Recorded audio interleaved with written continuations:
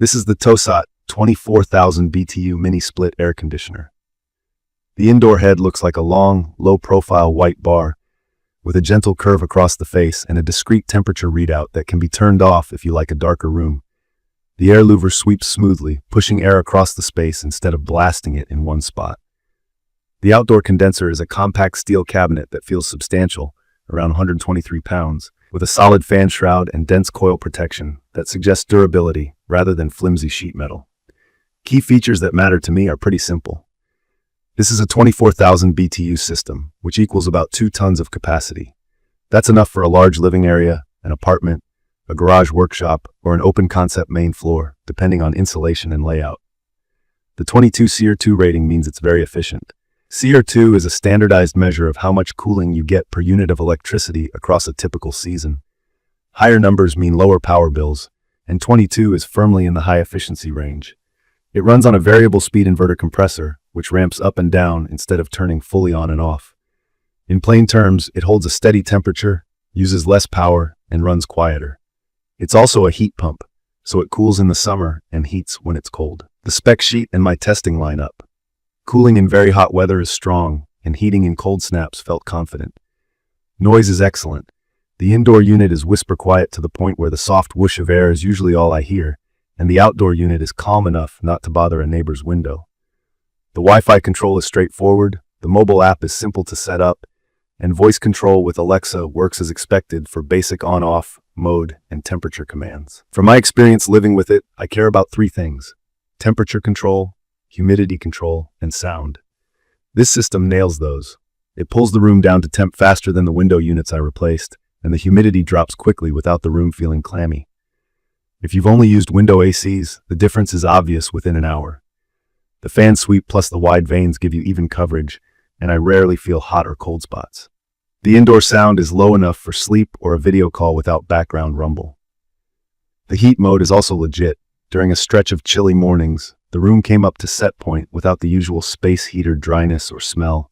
I really like the remote's I feel function. It uses a sensor in the remote to measure the temperature where I'm sitting, not just at the wall unit. That's helpful if the unit is mounted high and the room has uneven airflow. I leave the remote near the couch or desk, and the set point feels accurate to where I am, not just the general space. The app adds scheduling, away mode, and quick checks on current temperature, which helps me manage energy.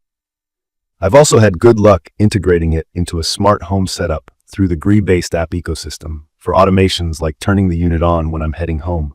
I did run into one small quirk early on. The temperature display on the indoor unit went blank after a while. The unit kept working, but the display was gone.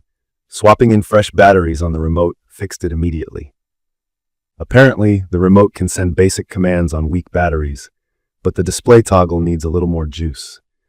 It's a tiny thing, but it's good to know before you start troubleshooting the wrong component. Let me talk install, because that's where most people get nervous. A ductless mini-split is considered DIY friendly by many brands, but it still requires specific tools and care. You'll drill a 3-inch-ish hole through the wall, mount the indoor bracket level and solid, route the line set and drain with a gentle downward slope so water exits outside, and set the outdoor unit on a pad or wall brackets with some kind of vibration isolation. You need to flare and torque refrigerant lines correctly, pull a deep vacuum with a pump, and leak test before releasing refrigerant. You also need a dedicated 230-volt circuit and a weatherproof disconnect next to the outdoor unit. If any of that sounds new, it's worth hiring a pro. If you've done electrical work and refrigeration basics before, you'll be fine with patience and the right tools. There are a few practical notes I wish I had heard earlier. The box is well packed, but don't expect a complete, everything included install kit. Rubber feet for the outdoor unit, a wall sleeve, filler putty, and even a simple paper template for the indoor mounting holes are not always in the package. I measured twice and taped out the bracket location to get the hole right. I added anti-vibration pads under the condenser to keep the noise profile as low as possible. I recommend having a 5mm hex wrench on hand and a good torque wrench for the flare nuts. Skipping the vacuum step or under-torquing a flare can cause a slow refrigerant leak that will eventually kill performance. I've seen people blame the unit when it was actually an install miss.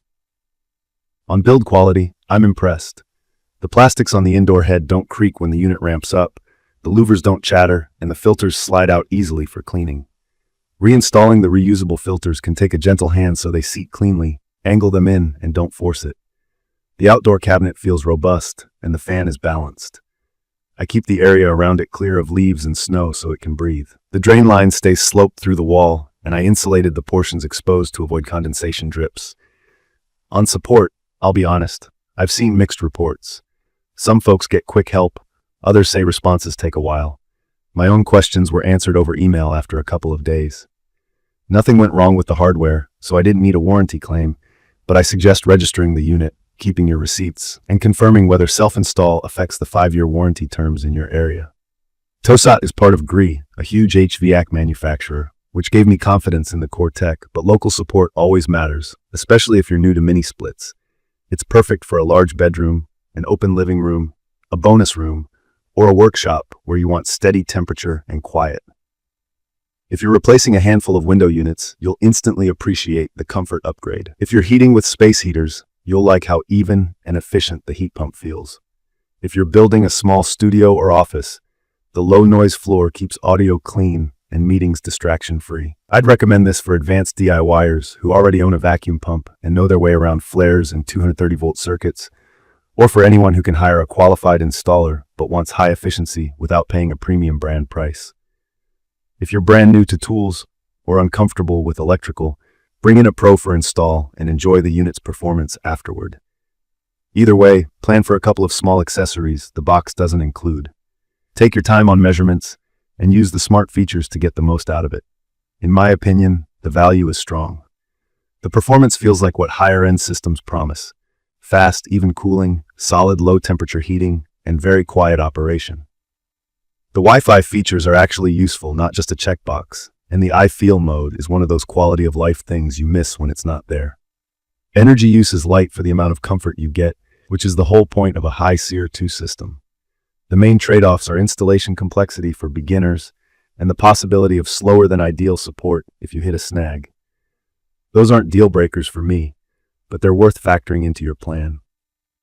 In conclusion, the TOSOT 24,000 BTU mini split delivers efficient, quiet, smart heating and cooling from a proven manufacturer.